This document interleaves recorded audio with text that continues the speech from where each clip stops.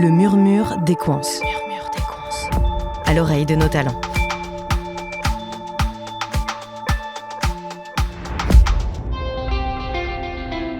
La sécurité au travail, ce n'est pas qu'une affaire de règles et de procédures. Nous parlons de la vie en elle-même, de la tranquillité d'esprit et de la garantie que chaque salarié rentre chez lui indemne jour après jour.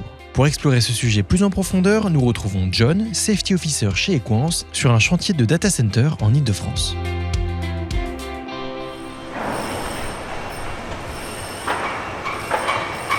Aujourd'hui, on est sur un chantier de data center.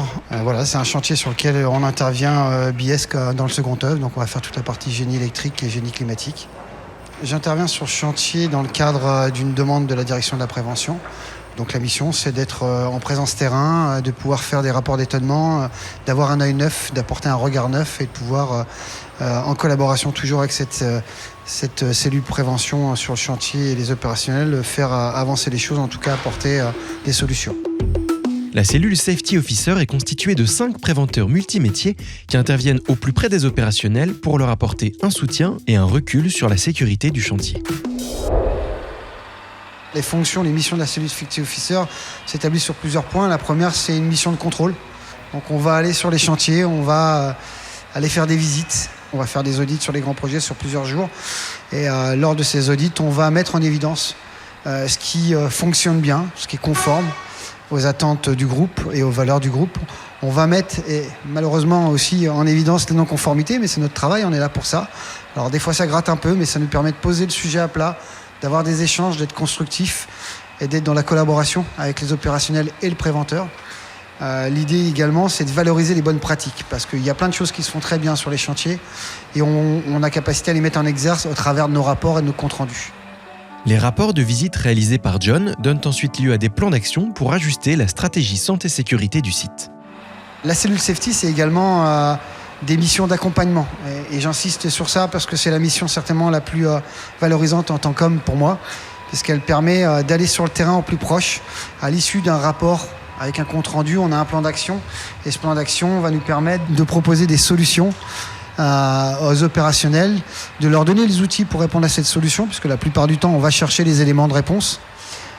Dans ces sessions d'accompagnement, on peut très bien être dans une démarche de formation pour sensibiliser les collaborateurs sur des thématiques bien précises. Le Safety Officer a donc 3 missions: le contrôle, l'accompagnement et l'analyse en cas d'accident pour en déceler toutes les causes. On vient suppléer, accompagner, encore une fois, j'utilise ce mot-là parce que c'est plutôt la démarche intellectuelle qui est derrière ça, mais on vient, en tant qu'enquêteur, aider à identifier les causes sous-jacentes et les causes principales d'un accident pour éviter justement que ça se reproduise. Donc ça c'est la casquette qui, si je puis dire, est la moins sympa, mais elle reste quand même auprès du collaborateur au plus proche et elle est là pour aider.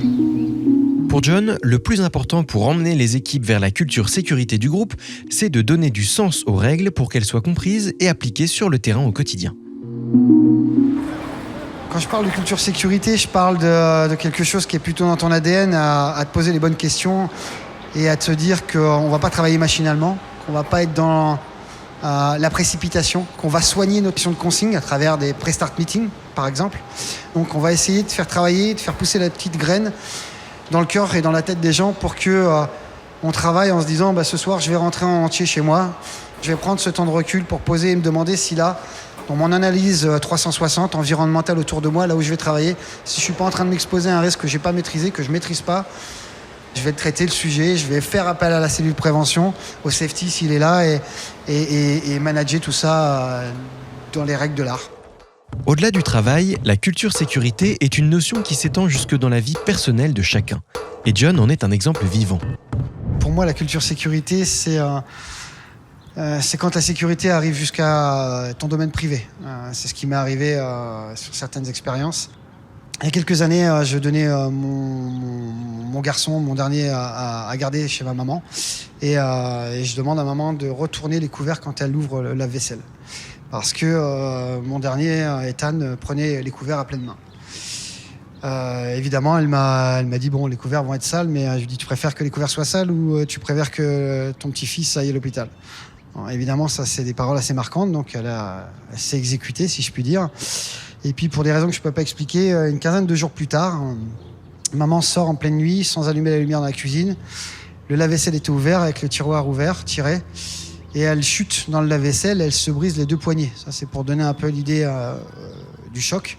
Et elle avait sur le corps, sur l'abdomen, toutes les traces des couverts. Donc si je puis dire, avec un acte anodin, au quotidien, parce que la culture sécurité était rentrée dans ma vie, j'ai pu sauver ma maman d'un accident grave et certainement mortel. Donc c'est ça que je veux partager avec les gens au quotidien sur le terrain et sur l'opérationnel, c'est qu'il n'y a pas de petits actes de prévention. Et ça doit se faire au quotidien et tous les jours. Au travail, la santé et sécurité des salariés est une priorité absolue, au point que les safety officers ont la possibilité de stopper une tâche ou un chantier pour éviter que les collaborateurs se mettent en danger. Il m'est arrivé d'arrêter des chantiers parce qu'il y avait un danger immédiat pour les collaborateurs, parce qu'on ne respectait pas les règles. Je ne vous cacherai pas qu'au début, c'est jamais très très bien pris, ça grince un peu des dents si je puis dire, mais avec le recul et quand on pose les choses à plat et qu'on prend cette prise de recul, on peut analyser les choses et se dire que finalement c'était la bonne décision, qu'il fallait le faire. Et ça fait partie intégrante de la culture sécurité.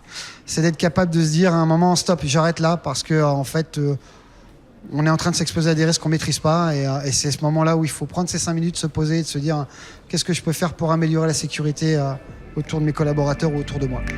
Au fond, la recette de la prévention repose avant tout sur un ingrédient, l'humain. Pour être un bon préventeur, je pense qu'il faut être à l'écoute. Il faut avoir une écoute attentive et active, ça c'est indéniable. Il faut faire preuve d'empathie pour moi et d'humilité. Parce qu'un préventeur, chez les safety, on est des préventeurs multimétiers, on ne peut pas tout savoir sous tous les métiers. Donc j'en rajouterai une qui serait la curiosité. Parce qu'il va falloir aller glaner, aller chercher les informations qu'on a besoin pour répondre aux besoins des opérationnels sur le terrain. Ce qui me rend fier de faire ce métier-là, c'est la satisfaction d'avoir pu aider des opérationnels qui avaient un regard sur une situation où ils n'arrivaient pas à trouver les solutions pour mettre en sécurité.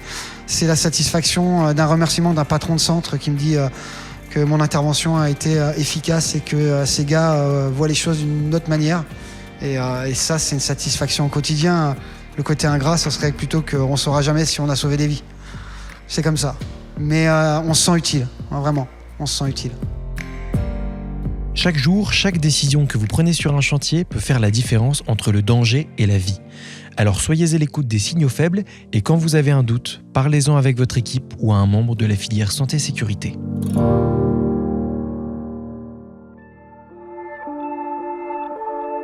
Merci d'avoir écouté cet épisode du Murmure des Coins. À bientôt pour un prochain portrait.